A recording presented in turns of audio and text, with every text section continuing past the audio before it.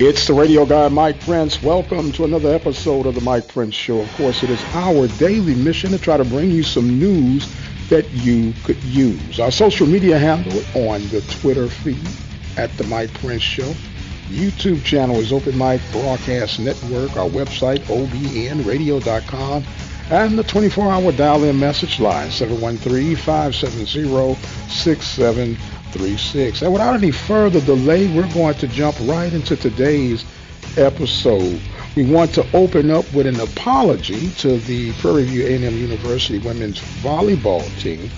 We were on the Pine Bluff, Arkansas site on yesterday, and it had indicated that Pine Bluff actually beat Prairie View in 4 sets of their volleyball competition. However, I stood to be corrected. Prairie View actually got the sweep of Pine Bluff for the victory.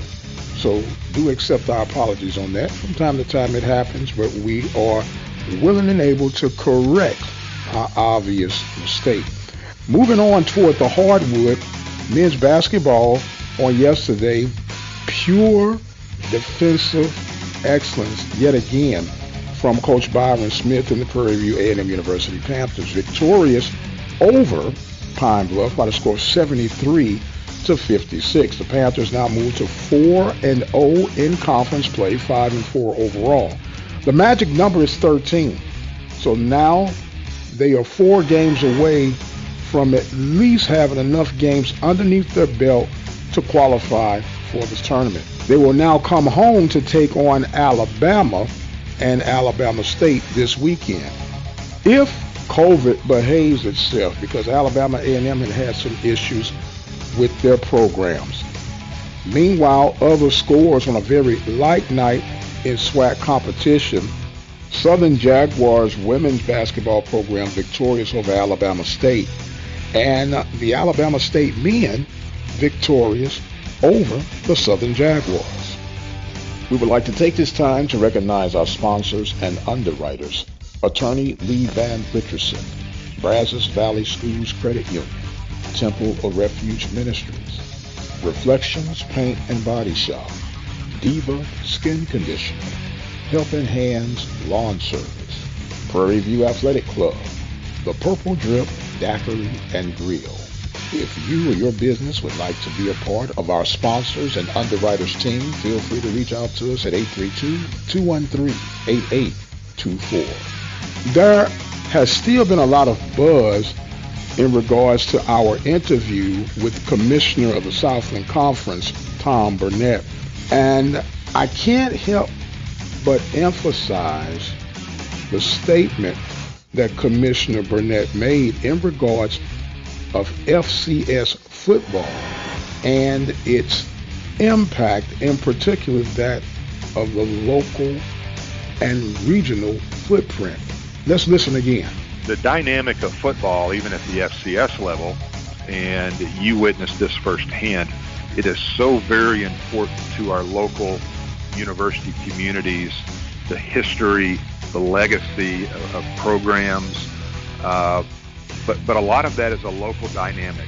I would argue that FCS football may not be so much of a national product as it is more of a regional and local product. And that's not to say it's bad. It's very good. And I've often told people that football in Lake Charles, Louisiana is just as important as it is in Baton Rouge, Louisiana, for a program like LSU.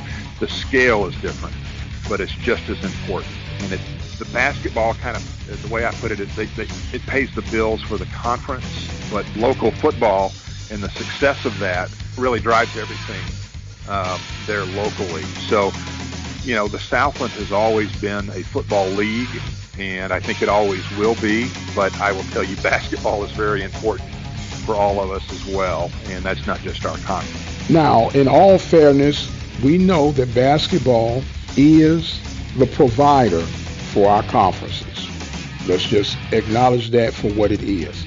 And when you hear Commissioner Burnett respond to how football is more of an emotional tie than that of a financial tie when it comes to FCS football.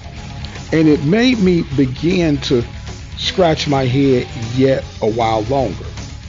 With the acknowledgement of that and understanding, yes, football is a very critical and key role to campus lifestyle, to community connection, and to that local regional footprint.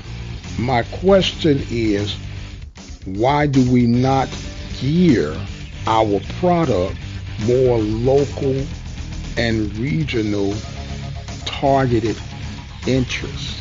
I understand the grand appeal for being on a national market.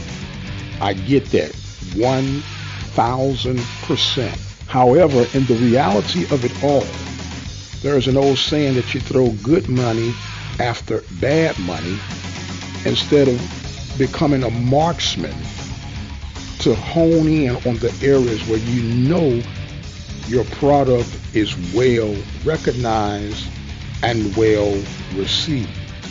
I know we're in a commitment with ESPN for the next 4-5 years, depending on how you look at it. But with all that being said, sometimes our greatest solution is right there in front of us without us even recognizing it. What am I saying?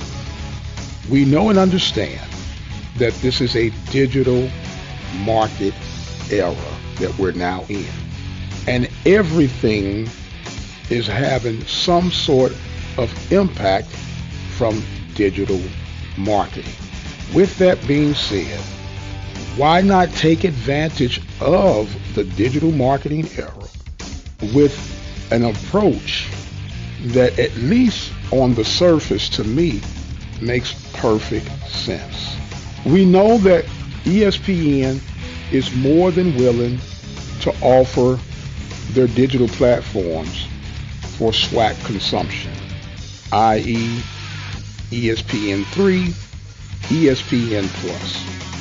We know that is of a digital platform.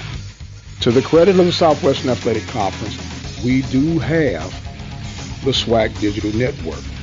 And I might add, it was before the ESPN Plus was ever invented. Now, if you remove the names, ESPN, SWAC Digital Network, CBS Digital, Fox Digital, does not matter the name that's in front of it. They all operate in the same manner. It appears, at least to me, that the neutralizer for all of this is right at the fingertip of every SWAC program, of every SWAC consumer, of every SWAC supporter. And that, my friend, is YouTube. Just from some simple number crunching, I did a quick scan of subscribers to the institutions that make up the Southwestern Athletic Conference. The only exception was we could not find a quote-unquote official Bethune-Cookman YouTube athletic page.